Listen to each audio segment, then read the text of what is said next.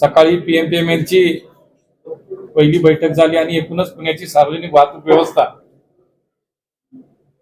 ही सक्षम करण्याच्या दृष्टिकोनातनं पुढील काळात काही उपाययोजना करायच्या, सद्यस्थिती नेमकी काय आहे याच्यावरती चर्चा झाली आणि म्हणून पुणे आणि पिंपरी चिंचवडची एकूण लोकसंख्या विचारात घेता या दोन्ही शहरांना मिळून जवळपास 36 ते 38 इतक्या बस लागतात।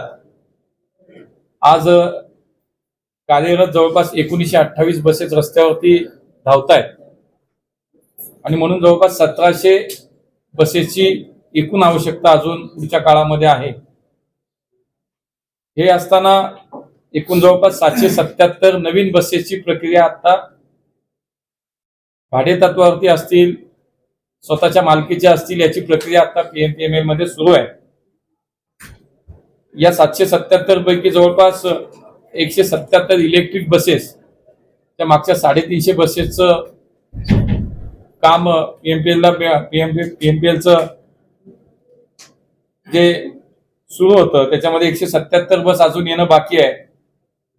400 सीएनजीच्या भाडे तत्वावरच्या ज्या बसेस आहेत त्या लवकरात लवकर आता येथील बीओडी मध्ये त्या मान्यतेसाठी आता तो विषय आलेला आहे। 100 सीएनजी बसेस स्वतःच्या मालकीच्या, त्याची टेंडर प्रक्रिया झाली आणि 12 जुलैला त्याचं टेंडरही ओपन होणार आहे। असं जर पाहिलं तर जवळपास 777 अजून काही बसेस, या आकडा इतक्या बसेस पुढच्या काळामध्ये पुण्यात नव्यानं रस्त्यावरती येतील। याशिवाय पुण्याच्या आपल्या पीएमपीएलच्या ताफ्यात एकूण जवळपास 226 डिझेलच्या बसेस आहेत आणि या डिझेलच्या बसेस आता पुढच्या काळात आपल्याला नकोत आणि म्हणून त्या सीएनजी मध्ये कन्वर्ट करण्याच्या दृष्टीनं पीएमपीएमएलने एक बस प्रायोगिक तत्वावरती केली होती। 3 महिने ती रस्त्यावरती आता व्यवस्थित चालू आहे आणि त्यामुळे आज मी त्यांना असं म्हटलं की जर इतकं व्यवस्थित चालू आहे, एका बसला साधारणतः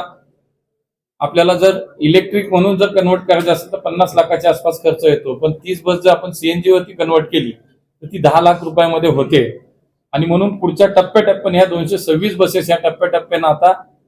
सीएनजी वरती कन्वर्ट करायच्या संदर्भात आज एक सकारात्मक चर्चा झाली।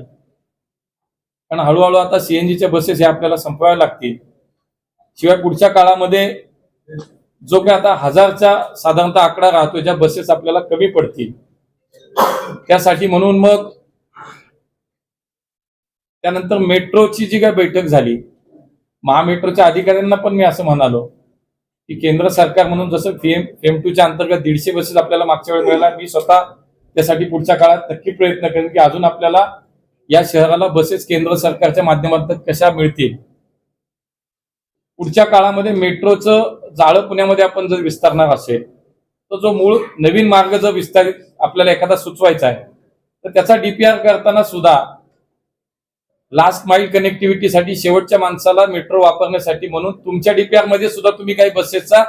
समावेश करावा, जेणेकरून मेट्रो सुद्धा सक्षमपणे चालण्यासाठीचा तो सुद्धा एक भाग आहे। तर तुमच्या असल्या तरी चालवायला पीएमपीएमएल चालवेल, पीएमपीएल सुद्धा, म्हणून आम्ही सुद्धा दोन्ही महापालिकेच्या माध्यमातून पुढच्या काळात अजून बसेसची आपल्याला उपलब्धता कशी होईल हाही विषय त्या ठिकाणी झाला आणि म्हणून मला असं वाटतं की त्याच्यात आम्ही ती चर्चा झाली की आपण साधारणतः मेट्रोनी सुद्धा पुढच्या काळामध्ये पुण्याच्या सगळ्या भागात आपण आता नव्यानं काही मार्ग जेव्हा निर्माण करू सुरू करण्याचा विषय, तेव्हा जो तुमचा डीपीआर तयार होतो त्याच्यामध्ये असा विचार करून तुम्ही जरी स्वतःच्या डीपीआर मध्ये छोट्या बसेस, इलेक्ट्रिक छोट्या बसेसचा जर त्याच्यामध्ये समावेश केला तर तो सुद्धा निश्चितपणे पुढच्या काळामध्ये या शहराच्या सार्वजनिक वाहतूक व्यवस्थेचा अत्यंत प्रभावीपणे दोन्ही मिळून पीएमपीएमएल आणि मेट्रोचा वापर करण्यासाठी सुद्धा निश्चितपणे उपयुक्त होईल। तिथल्या कर्मचाऱ्यांचा एक विषय नक्की होता की जो 7वा वेतन आयोगाचा जो फरक आहे ते अजून पीएमपीएलच्या कर्मचाऱ्यांना मिळाला नाही, म्हणून त्या संदर्भात दोन्ही महापालिकेंनी याच्यावरती कारवाई करावी। मुख्य सभेचे ठराव आपले झाले होते, त्यामुळे पुणे पालिका आयुक्त असतील किंवा पिंपरी चिंचवड पालिकेच्या आयुक्ताच्या दोघांच्या निदर्शनास हा विषय आणून दिला की आपण याच्यामध्ये जर या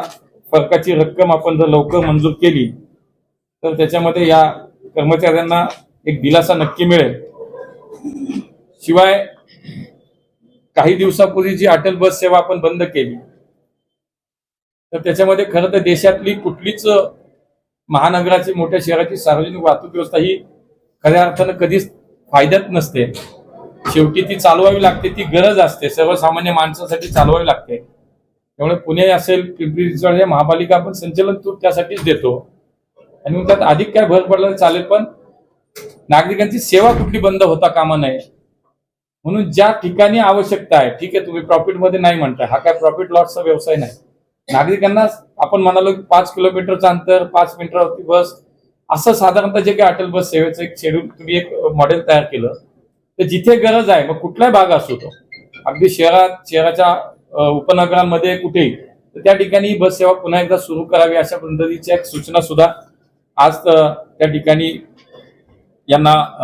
देण्यात आले. त्यामुळे पुढच्या काळामध्ये पीएमपीएमएलच्या माध्यमातून